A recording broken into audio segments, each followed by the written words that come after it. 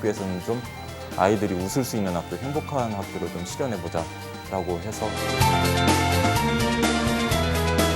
여기가 체험학습도 많이 가고 반가워도 재밌는 거 많이 해서 좋아요. 근데 유학센터가 농촌을 살리는 저는 작은 대안의 시작이라고 보고요. 왜 그런 것들을 자꾸 위장전입이라고 해서 애들이 행복하게 보낼 수 있는 그 생활을 방해하는지. 교육을 경제적인 시각으로서만, 경제적 논리로만 바라본다는 게 문제예요. 한때 폐교 위기에 내몰렸던 일부 농촌 학교들이 새로운 전기를 맞고 있습니다. 농촌 지역의 장점을 살리고 도시학교와 차별화된 교육 프로그램을 운영하면서 전주는 물론 멀리 수도권에서까지 학생들이 찾아오고 있습니다. 도시에서 오는 유학생들을 수용하기 위한 시설도 등장했습니다. 교과부는 거꾸로 가고 있습니다. 농촌 학교에 위장 전입에 잣대를 들이대고 법령 개정을 통해 작은 학교들의 통폐합을 유도하려는 움직임을 보이고 있습니다. 선생님이 약간 믹싱해서 아 이거 완전 말랑. 1차 발효 끝낸 반죽이야 이게. 자, 앉아보세요. 느낌이 어때 얘들아? 아 귀엽다. 임실에 있는 대리초등학교의 방과후 학교 수업 시간입니다. 오늘 만드는 것은 코코아 가루가 섞인 부시맨빵. 밀가루 반죽을 하나하나 저울에 달아서 무게를 재고 방망이로 밀어 모양을 만듭니다. 오븐에다가 넣고 바로 넣을 때는 모습이 약간 안 부풀었는데 오븐에 넣으니까 많이 부풀어 있고 그러니까. 평소 사 먹던 빵을 자신이 직접 만들어 보는 시간이어서 학생들에게 인기가 높습니다.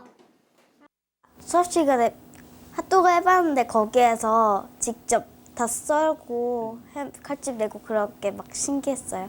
재밌고. 그래서 먹었더니 맛있었어? 네.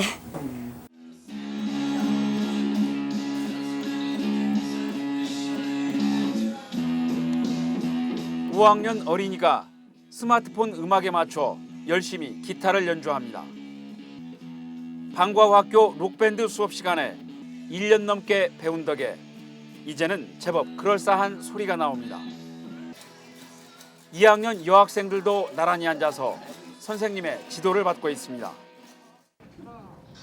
대리초등학교의 방과후 학습 프로그램에는 다른 학교에서는 좀처럼 보기 어려운 국궁 시간까지 들어 있습니다. 아이들이 희망을 줘서 했다니까 다양하게, 아주 다양하게 프로그램을 희망하는 그런 설문지를 답을 했는데 거기서 가장 많이 아이들이 좋아하는 인기 있는 프로그램을 운영하다가 보니까 방과후 학교가 굉장히 인기가 있어지고 우리 학교의 특색을 나타내는 그런 활동이 된 것 같아요. 전교생이 17명까지 줄어 한때 폐교 위기까지 내몰렸던 이 학교는 불과 3년 만에 학생이 74명으로 4배 이상 늘었습니다. 폐교만큼은 막아보자는 교장의 노력에 교사들까지 전근을 자청해서 힘을 보탠 덕분입니다. 교직원들은 다양한 방과후 학습으로 사교육을 대체하고 학생들에게 각종 체험을 제공하는 데 힘을 쏟았습니다. 이 학교에서는 좀 아이들이 웃을 수 있는 학교, 행복한 학교를 좀 실현해보자라고 해서 아이들이 원하는 것, 무의미하게 무조건 웃고만 지나가는 것이 아니라 의미 있고 마음에 남는 행복을 좀 만들어내자 하는 것에 초점을 맞췄었죠. 학교에 딸린 텃밭에서 채소를 길러보고 닭장에서 닭이 알 낳는 모습을 지켜보는 것도 농촌 학교이기 때문에 가능한 일입니다. 방학 때는 영어 캠프와 수영 캠프까지 도시학교 못지않은 프로그램들이 대부분 무료로 운영됩니다. 서울에서는 일단 학생 수가 많으니까 안 되는 게 많잖아요. 수학여행도 못 갈 수도 있고 졸업여행 같은 것도 만약 서울에 있었으면 30-40명씩 끌고 가서 하는 건 좀 힘들 것 같아서. 자연 속에서 아이들이 마음껏 뛰어놀게 하자는 데 힘을 쏟고 있지만 교과 과정도 소홀히 하지 않습니다. 농촌 학교이지만 기초학력 미달 학생이 단 한 명도 없습니다. 그러면 모가 가장 잘할 수 있는 모의 개수가 몇 개? 5개를 뜯는데 위에 줄기만 뜯으면 안 되겠지. 중요한 게 뭐예요? 뿌리예요. 그러니까 뿌리랑 같이 뜯으려면 이렇게 뜯어봐봐. 밑으로 이렇게 내려서. 초등학생들이 학교 앞 논에서 모를 떼우는 작업에 나섰습니다. 삐뚤빼뚤 모내기를 해놓은 논에 들어가 빈자리에 정성스럽게 모를 심어 넣습니다. 직접 하니까요.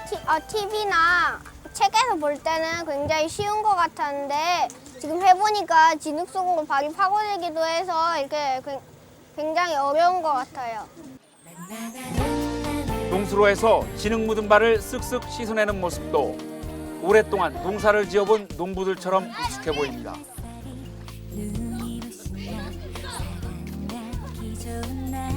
이번 시간은 트레킹 수업.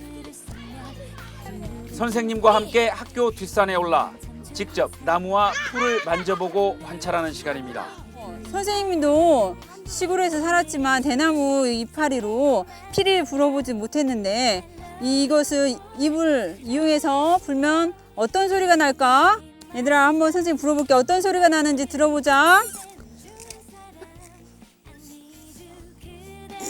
선생님 원래 안 돼요. 이거 잘 안 돼요. 그러면 잘할 수 있는 사람 한번. 어렵다던 개구쟁이들이 금세 앞다퉈 솜씨를 뽐냅니다.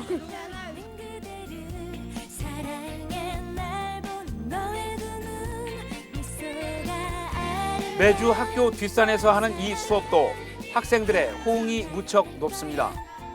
산에 올라와서 이렇게 체험도 해보니까 여기 좋다고 얘기하고 싶어요. 산에서 해본 것 중에는 뭐가 제일 기억에 남는 것 같아? 죽순이요. 죽순이 왜? 죽순이요. 색깔이 예뻐가지고 땄는데 기분 좋아요. 정읍에 있는 이 학교가 내건 기치는 자연을 닮은 행복한 교육 공동체. 학교 앞 눈밭이며 시냇물의 뒷산까지 모두가 교실입니다. 문화예술 수업도 남다릅니다. 바람 때문에 나무와 꽃은 휘청한다. 이게 무슨 일이람? 왜 자꾸 바람이 부는 거야? 그러게 우리는 시원한 나무 그늘이 소용이 없잖아. 학년별로 매주 1시간씩 받는 연극 수업 시간입니다. 2학년 학생들이 동화, 해와 바람 이야기를 소재로 한 연극 대본 연습을 하고 있습니다. 참 친구들하고 하는 게 기분이 좋아요. 작년에 늑대 역할 할 때는 어떻게 했었어? 그냥 엎드리고 육제 소리 내고 그랬어요. 어떻게 냈었어? 한번 들려줘봐. 다시. 한국문화예술교육진흥원의 강사가 진행하는 연극 수업은 저학년은 다양한 표현과 동작을 유도하고 고학년은 대본까지 함께 작성합니다. 전 되게 자부심을 많이 가지고 있는데요. 아이들이 뭐 창의력, 발표력 그것뿐만 아니라 요즘 학교 폭력이 되게 지금 문제가 되고 있잖아요. 초등학교도 마찬가지거든요. 근데 연극을 하면서 아이들이 표출해낼 수가 있잖아요. 그렇기 때문에 학교 폭력이나 그런 것들에도 도움이 된다고 생각하는 거 물론 이 학교가 가장 힘을 쏟고 있는 부분은 생태학습과 체험학습.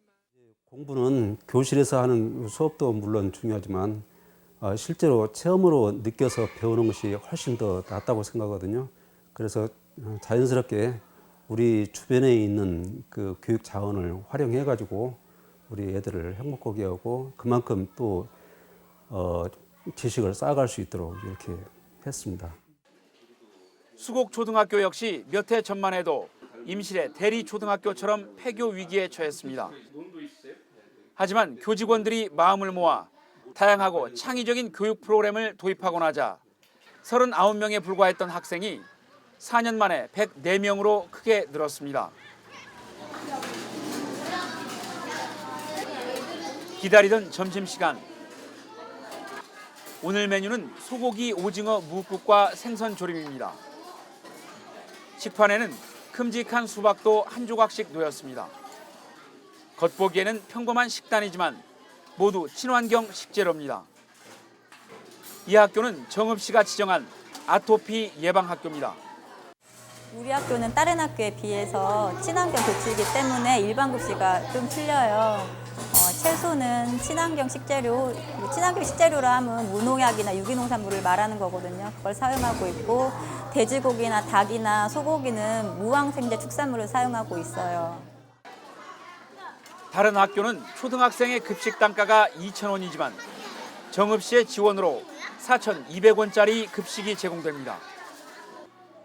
5학년인 찬호는 2년 전까지만 해도 아토피가 워낙 심해 학교 수업은 물론 일상생활도 큰 지장을 받았습니다.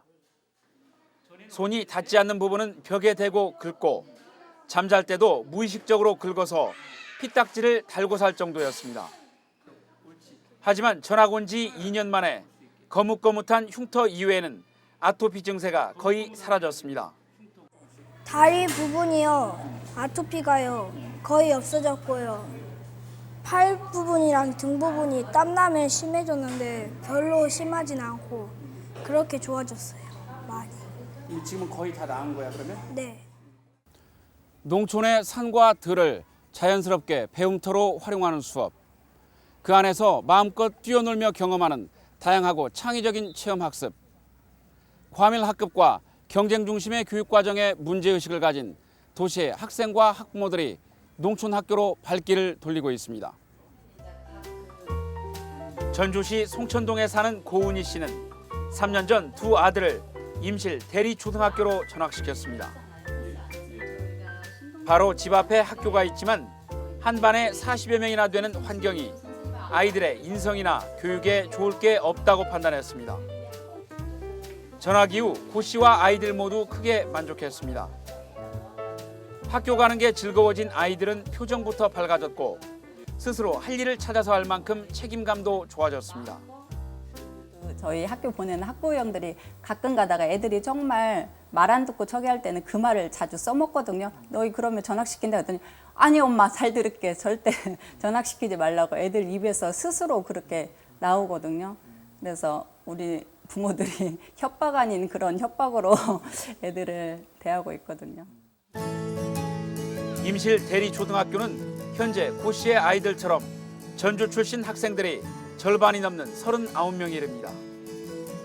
수도권 등지에서 아예 유학을 온 학생도 11명입니다. 전주에 집이 있는 학생들의 경우 매일같이 40-50분씩 버스를 타며 통학을 하고 있습니다.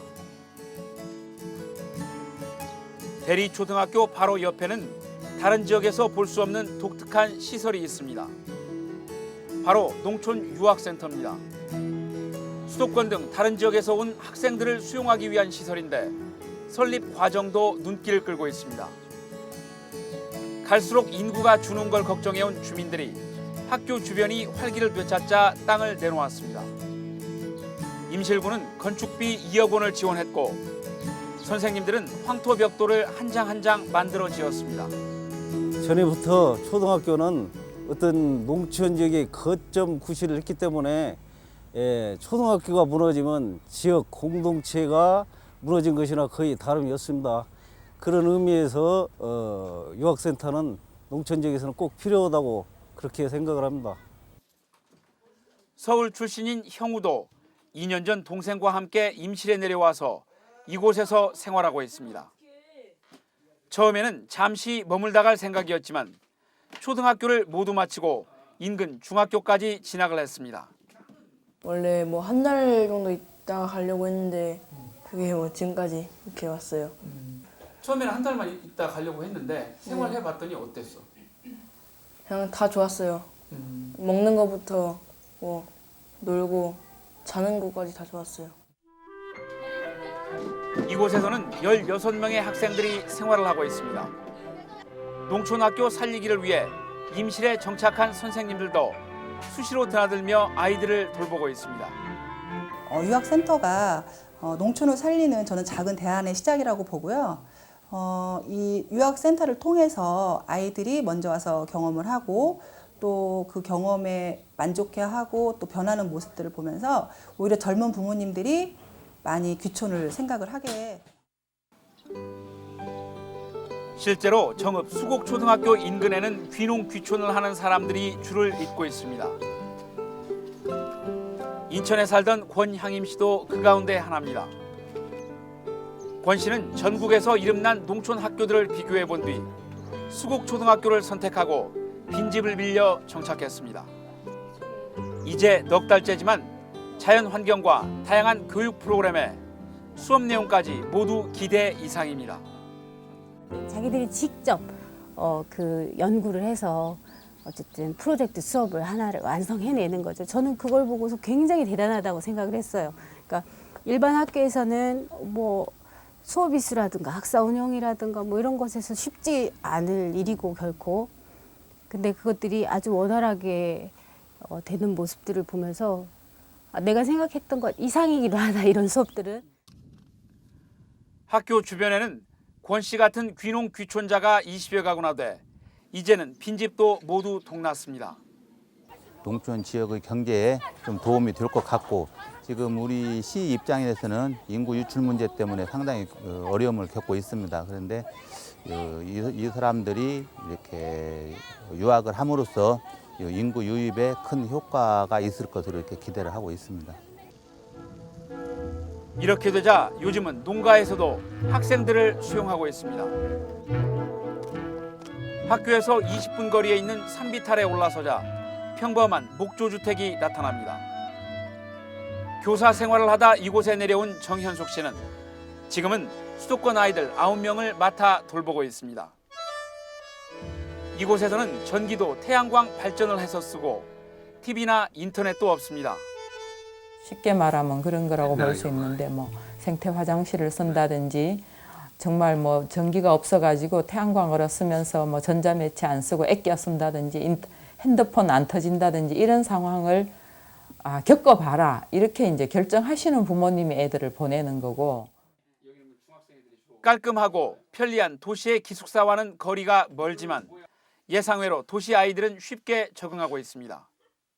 우리 아이가 거기서 불편하게 생활하는데 잘 적응할까 사실은 걱정이었는데, 그거는 어른들의 생각이더라고요. 아이들한테 중요한 거는 그 집이 얼마나 좋고 시설이 좋은가가 아니고요. 그 집에 같이 놀 수 있는 동물이 있고요. 뛰어놀 수 있는 마당이 있고, 그런 거가 더 중요한 것 같아요. 임실과 정읍처럼 농촌에 도시 유학생 수용시설이 생기자 전라북도는 아예 농촌 유학생 유치에 발벗고 나섰습니다. 도시 학생들을 유치하면 시골 학교와 농촌 마을을 함께 살리는 일석이조의 효과를 거둘 수 있기 때문입니다. 농림수산식품부도 전라북도의 이 같은 사례에 주목하고 있습니다. 전라북도 농촌유학은 전국 시초이며 농림부에서도 긍정적으로 평가를 하고 있고, 지금 전라북도 농촌유학에 지원도 많이 해주고 있습니다. 저희는 앞으로도 농촌유학이 성공적으로 효과를 거둘 것으로 보고 있습니다. 하지만 이 같은 농촌 학교의 도시 학생 유치에는 해결해야 할 과제가 적지 않습니다. 현행 초중등 교육법에 따르면 대학 부설 초등학교나 사립 초등학교가 아니면 모든 학생은 정해진 통학구역, 그러니까 자신의 집에서 가까운 학교에 다니도록 되어 있습니다. 때문에 농촌 학교에 다니는 학생들은 대부분 학교 인근에 잠시 주소를 옮겨놓은 뒤 학교에 전입학을 하고 있습니다. 교육과학기술부는 이 같은 문제가 논란이 되자 지난해 전북교육청에 대한 감사를 진행했습니다. 결국 전북교육청에 기관 경고를 내렸고 해당 학교 교장들에 대한 징계를 요구했습니다. 전북교육청도 1년여를 끌어오다 이달 초 3군데 농촌 초등학교 교장들에 대해 불문 경고 조치를 내렸습니다. 사정이 이렇게 되자 해당 학교는 물론 다른 농촌 지역의 학교들도 크게 위축돼 도시 학생의 전입학 요건을 까다롭게 적용하고 있습니다. 위축이 되고 힘이 많이 빠지죠.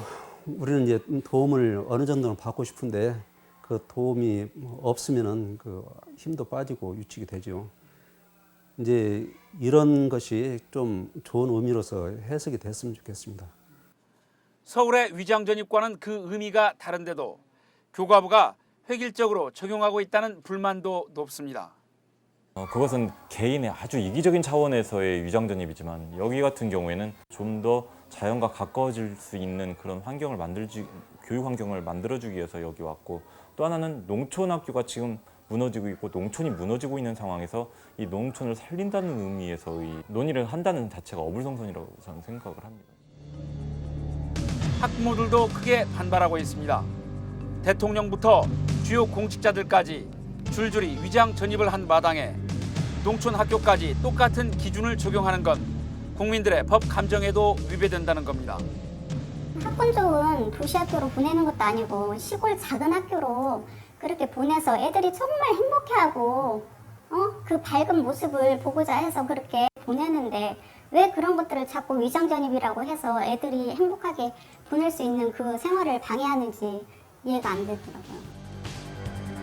전북교육청도 도시학교는 학생이 넘쳐 몸살을 앓고 농촌학교는 학생이 없어 걱정인 만큼 관련 법령의 개정을 추진하고 있습니다.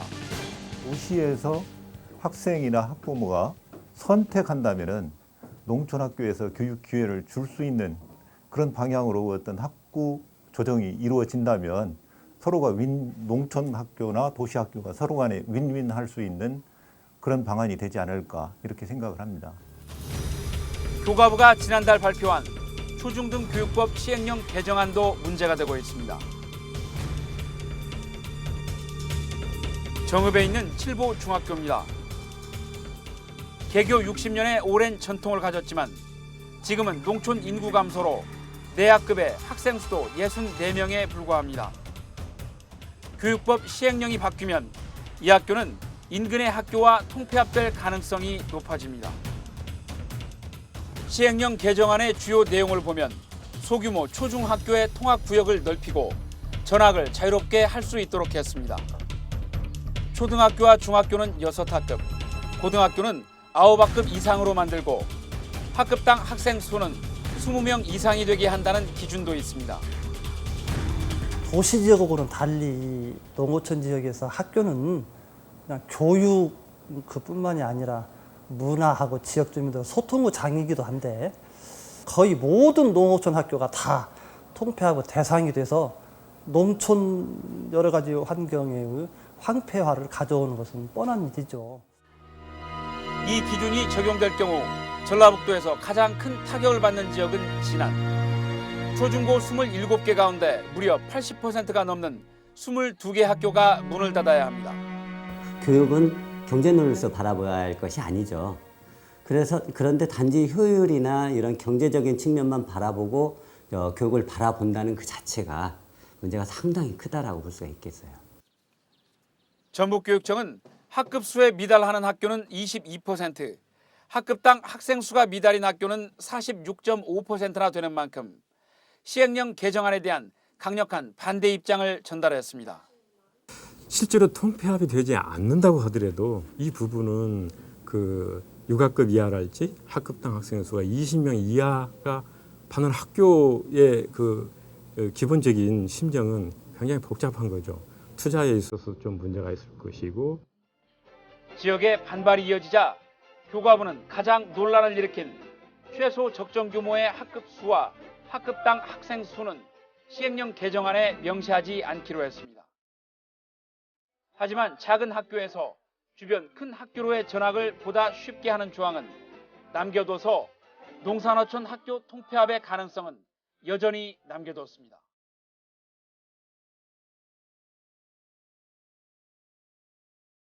농촌 학교들이 생존을 위해 변화를 모색하고 있습니다. 도시학교의 속도와 무한 경쟁을 벌이고 자연과 닮은 느림과 어울림의 미덕을 강조하고 있습니다. 농촌 학교의 가능성에 눈길을 돌리는 사람들도 조금씩 늘고 있습니다. 다양성과 창의성이 빛을 발하는 시대, 농촌 학교의 가능성에 길을 열어주는 정책을 고민해봐야 할 때입니다.